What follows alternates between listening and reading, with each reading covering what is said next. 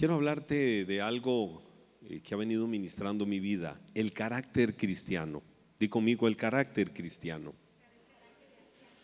Nosotros entendemos y aceptamos que la vida cristiana no tiene su fin en el nuevo nacimiento. Más bien el nuevo nacimiento es el primer paso. Cuando una mujer queda embarazada, a la vuelta de 9 meses, hablando del promedio normal, ella da a luz y el bebé ha nacido. No es el final de la carrera. No estamos hablando de los casos particulares que pudieran suceder, sino que más bien ahí inicia la carrera donde vemos al bebé nacer después de que durante 9 meses estuvo formándose un ser, una vida ahí dentro del vientre de su madre. Y empieza esa vida, empieza el camino, empieza la ruta.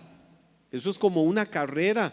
A los que nos gusta un poquito el runner, entendemos que cuando iniciamos una carrera, el primer paso no es el final. El primer paso es el impulso, el arranque de todo lo que hay por delante. 10 kilómetros, 21 kilómetros, 42 kilómetros, 32 kilómetros, en fin, lo que se esté corriendo o la distancia que marque aquella carrera particular. Y cuando se llega a la meta es wow, el galardón. Voy a recibir una medalla porque lo logré, porque lo alcancé, porque llegué al final de la misma. Entonces, en la vida cristiana sucede así. El nuevo nacimiento no es el fin, más bien el nuevo nacimiento es el inicio, es la etapa de arranque del caminar o crecer. ¿Hasta dónde? Por ejemplo, Efesios 4:23 dice: hasta que todos lleguemos a la medida de la estatura de la plenitud de Cristo Jesús. Hasta que todos lleguemos ¿a dónde? A la medida de la estatura de la plenitud de Cristo Jesús. Lo que la Biblia está hablando ahí en el libro de Efesios es que la vida cristiana es un continuo avanzar. Vamos avanzando hasta llegar a la medida de la estatura de toda la plenitud de Cristo. Es decir, cada día Él se va formando más y más en nuestras vidas. Entonces, cuando una persona, como sucedió en nosotros, un día en la historia de nuestra vida aceptamos a Cristo, nacemos en la familia de Dios. Ese día que recibimos a Cristo, ahora somos parte de la familia de Dios. No hablo de una iglesia local. Vamos a ser miembros de una iglesia local. Ojalá que así suceda, y en nuestro caso particular así es. Somos miembros de una iglesia local, pero nacemos en la familia de Dios, es decir, los hijos de Dios, como lo que dice el Evangelio de Juan cuando habla de que a todos los que le recibieron, a todos los que recibieron a Jesús, ¿qué es lo que la Biblia dice? Les dio el derecho, la potestad de llegar a ser hijos de Dios. Entonces, ¿qué somos nosotros ahora? ¿Qué somos cada uno de nosotros? Somos hijos de Dios. Esa potestad, ese derecho nos fue otorgado cuando nosotros nacimos de nuevo. Y aunque el estado natural en el nuevo nacimiento es el de un bebé, y como cualquier otro bebé de manera natural, vamos a tener una capacidad, y es la capacidad de crecer integralmente. Esto es lindo, porque podemos ir creciendo integralmente. Es decir, la vida del creyente tiene que ser formada, la vida del creyente tiene que ser moldeada, y la vida del creyente tiene que ser grabada a la imagen de Cristo Jesús. En términos generales, podemos decir, estoy diciendo que a esto le llamo el carácter cristiano. En términos generales podemos decir que el carácter que Cristo reflejó acá en la tierra debe de ser el mismo carácter que se refleja en nuestras vidas. Y cuando hablo de carácter, no hablo de temperamento, estoy hablando de conducta, estoy hablando de fruto, estoy hablando de patrones que guíen mi vida, estoy hablando de mis acciones. Deben de ser aquellos que reflejen a Cristo. Entonces, veo 3 cosas muy puntuales. La primera es definición de carácter y definición de cristianos. ¿Qué es carácter? ¿Y qué es ser cristiano? Y estas son cosas muy elementales, muy básicas, pero quiero que las internalices en tu corazón, porque muchas veces decimos: yo tengo carácter. Ok, defíname carácter. ¿Qué es decir tengo carácter? No, que cuando yo me exalto, ay, ay, ay, hasta que bufo, hasta que me cambian. No, eso no es carácter. Eso es temperamento.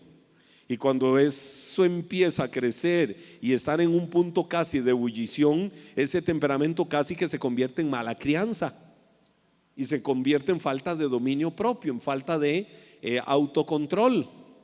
Cuando yo hablo de carácter, hablo de otra cosa.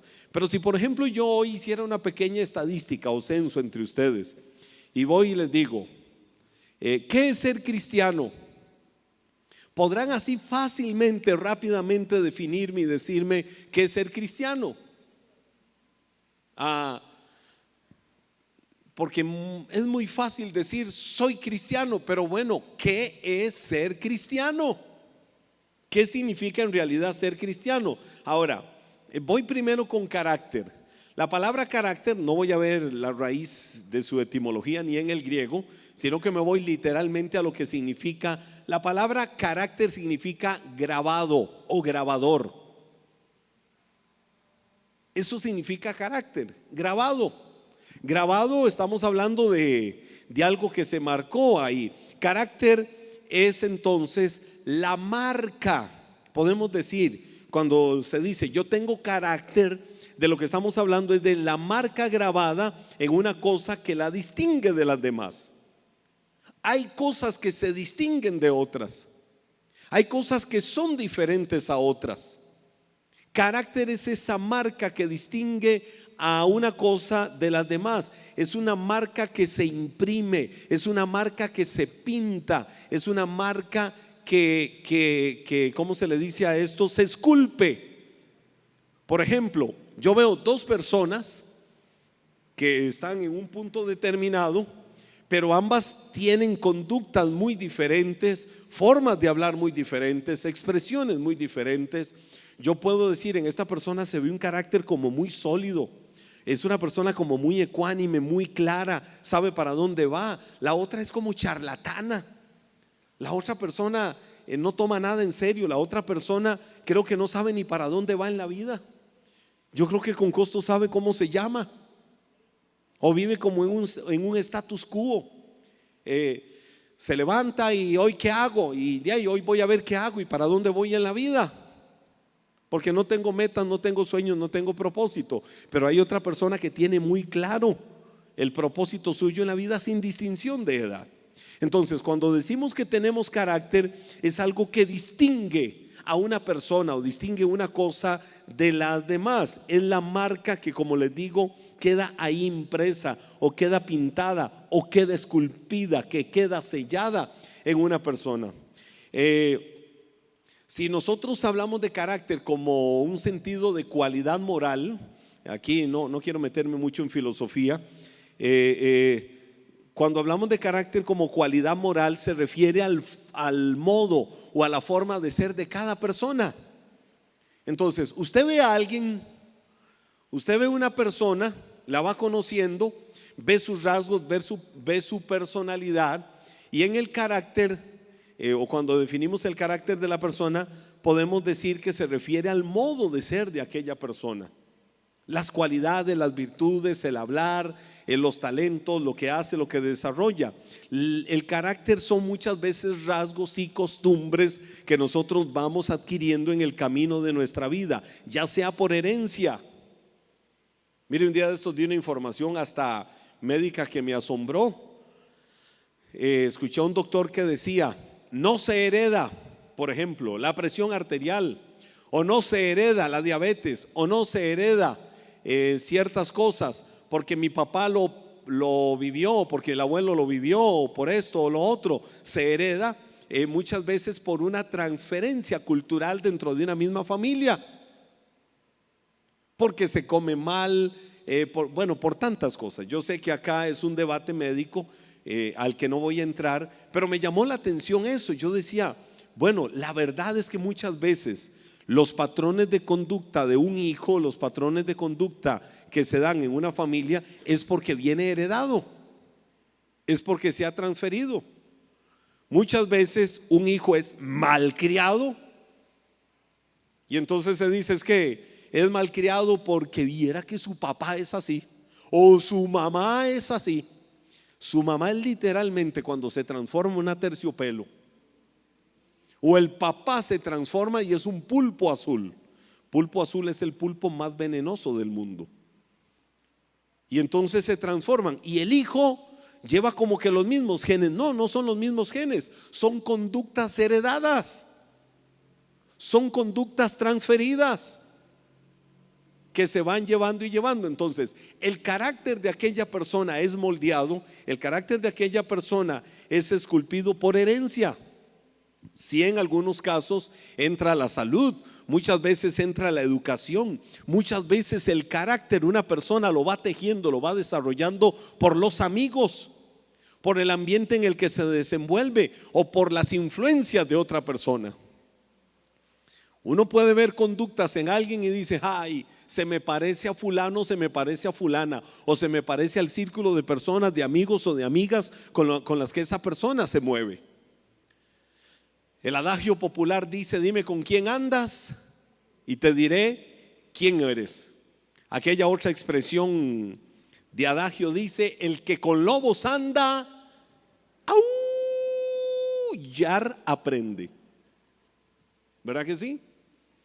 Dice la Biblia, 1 Corintios capítulo 15, verso 33, no se equivoquen, las malas juntas echan a perder las buenas costumbres, dice la Biblia.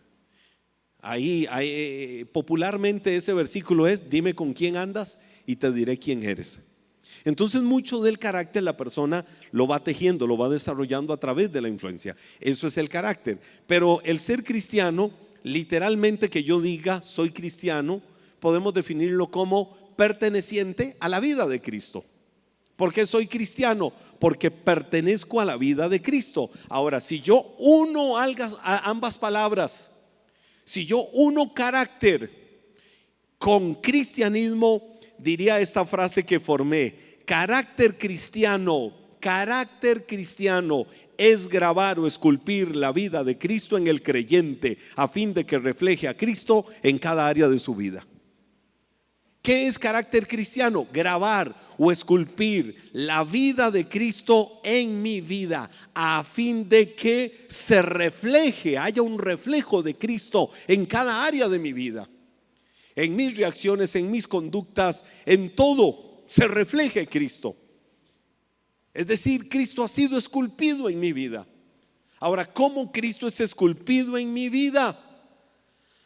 Hay una definición bíblica que yo puedo ver de esto. Primera de Pedro, capítulo 2, versículo 2, la Biblia dice: como bebés recién nacidos, deseen con ganas la leche espiritual pura, para que crezcan a una experiencia plena de la salvación. Pidan a gritos ese alimento nutritivo. Mire lo que la Biblia dice: como el bebé recién nacido, pidan. Y dice la Biblia, esta traducción, la NTV, la Nueva Traducción Viviente, dice: pidan a gritos ese alimento nutritivo. ¿Cuál alimento? La leche espiritual. El bebé llora para que mamá le amamante, y la mamá ya sabe discernir cuando el bebé llora, ¿por qué está llorando? Entonces dicen, está llorando por hambre, o está llorando porque algo le duele, o está llorando porque tiene tristeza. Eso se va entendiendo. Bueno, la Biblia dice: sean como bebés espirituales, que anhelen, que pidan a gritos la leche espiritual. No es que vivamos permanentemente de leche espiritual, porque no es lo mismo un bebé siendo amamantado que un viejo como Jeffrey siendo amamantado.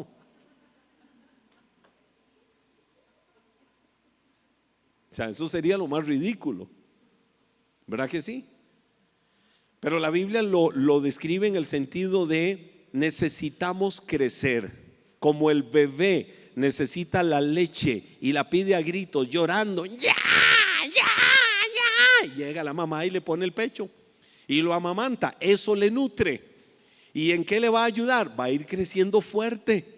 Su organismo está recibiendo todos los nutrientes que recibe de su mamá para que vaya creciendo saludable. Y entonces aquí hay una palabra que yo quiero rescatar. Dice el versículo: para que esa leche espiritual, con esa leche espiritual pura, crezcan. Di conmigo: crecer. Crezcan a una experiencia plena de lo que es la vida de salvación, de lo que es la vida en Cristo. Entonces, esa palabra quiero rescatarla: crecer. Di conmigo: crecer. La palabra crecer, yo voy a la raíz de cuando fue escrito esto, y lo que significa es aumentar, multiplicar. Aumentar y multiplicar, es decir, cuando hablamos de crecer, crecimiento se refiere al crecimiento o al avanzar saludable de un organismo, para que ese organismo llegue a dar el fruto deseado, el fruto esperado, el fruto anhelado. Esto es similar, o por ejemplo, cuando una planta crece, vemos la planta donde va creciendo y va creciendo, y ¿cuál es el sueño? ¿Cuál es la ilusión? El día que veamos de aquella planta un fruto, ya sea una flor, una fruta, un vegetal o algo, y el momento anhelado es verle dando frutos. Bueno, en un ser vivo su crecimiento es hasta llegar al punto de reproducirse. Ahora, ¿a dónde estoy llegando con esto? ¿A dónde quiero llevarte? La Biblia dice: anhelen como niños recién nacidos la leche espiritual, para que por ella crezcan en todo lo que significa la vida de salvación. Y cuando veo que crecer habla de multiplicar, cuando veo que crecer habla de aumentar, yo siembro una planta y quiero verla crecer, quiero verla dando fruto, quiero verla reproduciéndose. Así tiene que ser la vida del creyente. Así tiene que ser la vida de un hijo de Dios. La vida cristiana normal debe de ser una vida de crecimiento, en la que avances hacia la madurez. Con razón Hebreos dice: avancemos a la perfección, es decir, avancemos a la madurez, para que reflejemos, para que reproduzcamos el carácter de Cristo en otras personas. ¿Qué tiene que suceder en tu vida? No te puedes limitar, y no te permitas limitarte a decir sencillamente: soy cristiano, soy creyente, voy a una iglesia. No, todos los días tengamos una linda y hermosa preocupación. ¿Cuál es la linda y hermosa preocupación? Cristo debe de reproducirse en mi vida, de tal manera que pueda ver para atrás y decir: wow, toda esta gente que viene detrás mío es porque se han reproducido en mí. ¿Y por qué se han reproducido en mí? Porque Cristo está en mí, y porque ellos han visto a Cristo en mí. Y entonces, donde han visto a Cristo en mí y los resultados de que Cristo está en mí, lo han anhelado para sus vidas. Y entonces ellos vienen siguiéndome. ¿Qué va a pasar? Que habrán otros que vengan detrás de ellos y van a querer reproducirse en ellos. Esa es la vida del creyente cuando yo la veo en la Biblia. Y ahí Primera de Pedro capítulo 2 lo dice claramente en ese versículo 2. Anhelen el alimento que les nutra cada día, para que crezcan en lo que es la vida de salvación. Dice también Gálatas 4:19: oh, mis hijos queridos, siento como si volviera a sufrir dolores de parto por ustedes, y seguirán hasta que Cristo se forme por completo en sus vidas. Mire lo que Pablo le dijo a la iglesia de Galacia: hijitos míos, siento como si tuviera dolores de parto. Es decir, el trabajo, la entrega, la dedicación, mi abnegación por ustedes, el dolor que muchas veces siento, las cargas que muchas veces llevo, las preocupaciones que muchas veces llevo, es para que Cristo sea formado en la vida de ustedes, para que el carácter de Cristo se refleje en ustedes. Y eso es lo que Pablo está diciendo ahí. Entonces, ¿qué es lo primero que tenemos que hacer? Crecer. Di conmigo: crecer. Otro aspecto importante acá, que Pablo dice, ¿cuál es? Hasta que Cristo sea, ¿qué dijo Pablo? por quienes vuelvo a sufrir dolores de parto hasta que Cristo sea formado en ustedes. Debo de crecer pidiendo como el bebé que pide la leche materna, yo a gritos también pedir cada día ser nutrido del poder de Dios, de la vida de Cristo en mi vida. Es decir, no es gritarle al pastor: pastor, nútrame, pastor, amamánteme espiritualmente. No, soy yo en la presencia de Dios. Soy yo con acciones responsables que me hagan crecer, que me hagan desarrollarme. Si soy un viejo espiritual y sigo siendo como un niño, la Biblia dice, deberían de ser ya maestros enseñando a otros, pero es necesario que se les dé el alimento para el niño. Bueno, si tienes que empezar a recibir los nutrientes para que empieces a crecer espiritualmente, hazlo ya. Pero no te quedes rezagado. Este tiene que ser tu año para que empieces a crecer. Pero también Pablo dice: sufro dolores de parto para que Cristo se forme en ustedes. Es decir, crezco. Y después de crecer, ¿qué permito de Dios? Su formación en mi vida. Ahora, en el término formar está implícito el carácter fundamental. Yo tengo que ser a la semejanza de Cristo. Para que Cristo se forme en mi vida, significa que yo tengo que aprender a ser semejante a Cristo. La vida cristiana, lo dije hace un momento, y oiga, cuando yo vi esta palabra dije: Señor, aquí hay algo poderoso. La vida cristiana como tal no es una vida transformada. Mire, es muy lindo, por ejemplo, decir: Marquito, Marquito, te conocí hace como 10 años o menos. Yo creo que como 10 años te conocí y eras todo un artista. Marquito 10 años después sigue siendo un artista. Es decir, no cambies tu personalidad. Pero Marquito, el marco espiritual que yo vi años atrás no es el que yo veo hoy. Hoy veo a un hombre a otro nivel. Hoy, y te lo estoy diciendo de verdad, hoy veo a un hombre con un carácter que viene siendo moldeado y moldeado y moldeado por Cristo. Bueno, te voy a decir algo: podemos testificar, podemos dar testimonio y decir: la vida cristiana transforma a la gente. ¿Por qué? Porque Cristo es el que produce esa transformación. Pero hay algo que tenemos que tener claro: la vida cristiana en sí misma no es una vida transformada, sino más bien una vida intercambiada. Di conmigo: la vida cristiana es una vida intercambiada. Es intercambiada, di conmigo: intercambiada. ¿Por qué intercambiada? En el sentido de que ya no es nuestra vida.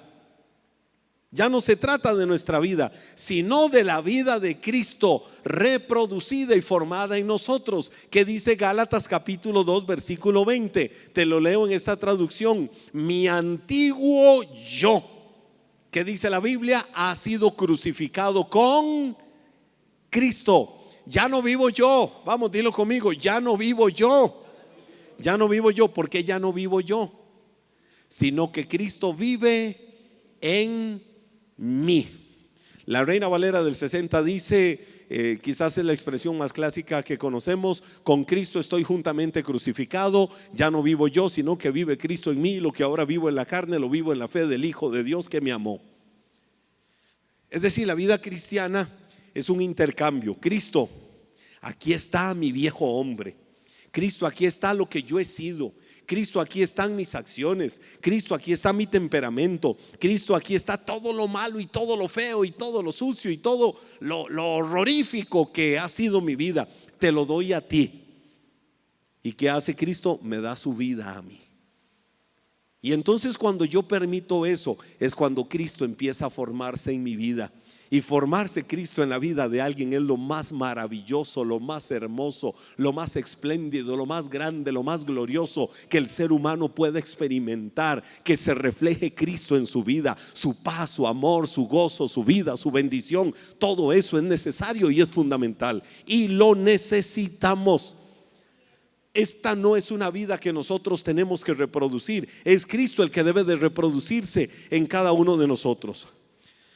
Dice Mateo, y lo vengo a reafirmar porque lo ministré ahora, capítulo 11 verso 29, el Evangelio de Mateo.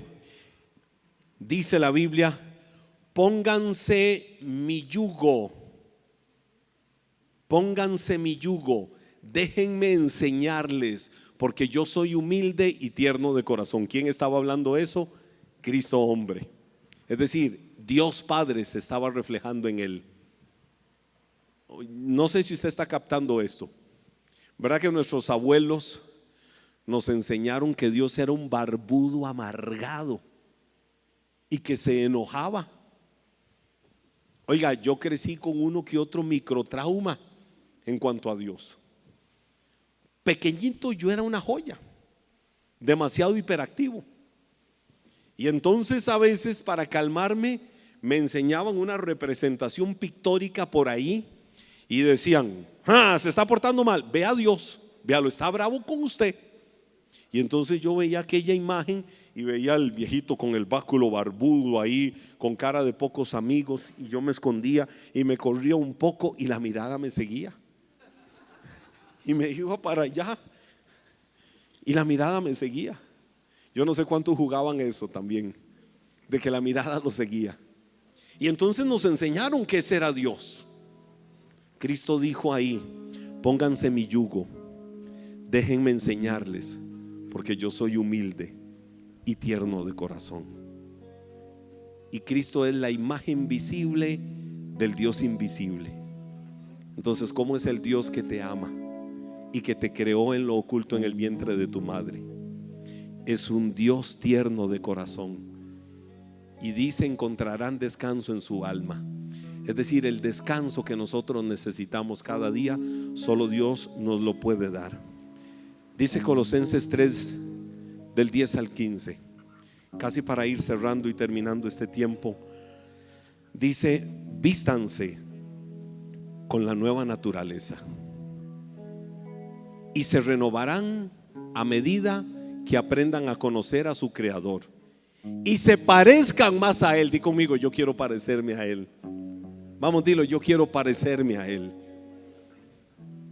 En esta vida nueva, no importa si uno es judío o gentil, si está o no circuncidado, si es inculto, incivilizado, esclavo o libre. Cristo es lo único que importa, y Él vive en todos nosotros, dado que Dios los eligió para que sean su pueblo santo y amado por Él. Ustedes tienen que vestirse de tierna compasión, bondad, humildad, gentileza y paciencia. Sean comprensivos con las faltas de los demás y perdonen a todo el que los ofenda. Recuerden que el Señor los perdonó a ustedes, así que ustedes deben de perdonar a otros. Sobre todo, vístanse, di conmigo: vestirme. Vístanse de amor, lo cual nos une a todos en perfecta armonía. Te he hablado algo importante en esta noche. Dos aspectos: uno, debo de crecer; otro, debo de dejar que Él se forme; y otro, debo de vestirme. Son tres cosas que me van a ayudar en la formación de mi carácter cristiano. Tres cosas elementales, tres cosas fundamentales. Uno, yo debo de crecer, y para crecer debo de nutrirme de la leche, del alimento que viene de Dios. Dos, debo de formarme, es decir, dejar que Cristo se forme en mi vida. Y tres, debo de vestirme. Cuando la Biblia dice: y vístanse del nuevo hombre, la idea que la palabra está dando es: quítense, despójense, desnúdense de la ropa sucia o del viejo hombre, para que se vistan del nuevo hombre, de la nueva mujer, del nuevo ser, creado con nuevas actitudes, creado con una nueva naturaleza, la naturaleza de Cristo en sus vidas. Quiero que te me vayas poniendo de pie. Y dije que iba a traer esto en esta noche. Durante estos minutos, estos 30 minutos, quería compartir esto, casi 30 minutos. El carácter cristiano. Yo debo de tener carácter, pero el carácter de un hijo de Dios. donde esté esculpido, donde esté pintado, donde esté marcado, donde esté sellado Cristo en mi vida. Y para eso necesito crecer. No me voy a quedar en el lugar donde estoy de mi vida cristiana. Necesito crecer. Y para crecer, ¿qué necesito? Me voy a alimentar de Él. Pero no solo voy a crecer, voy a dejar que Él se forme en mi vida, que Cristo se forme cada día en mi vida. Pero también me voy a vestir. ¿Cómo están mis ropas? Mis ropas del corazón. ¿Están sucias? ¿Están mal? ¿Son andrajosas? ¿Son las ropas de la vieja naturaleza? No he dejado que se forme Cristo en mi vida, pues lo voy a permitir. Que Cristo empiece a ser esculpido y empiece a ser formado en mi vida. Cerremos este tiempo en una actitud de adoración. Cerremos este momento en una actitud de entrega, diciéndole: Dios, yo quiero que Cristo se forme en mi vida.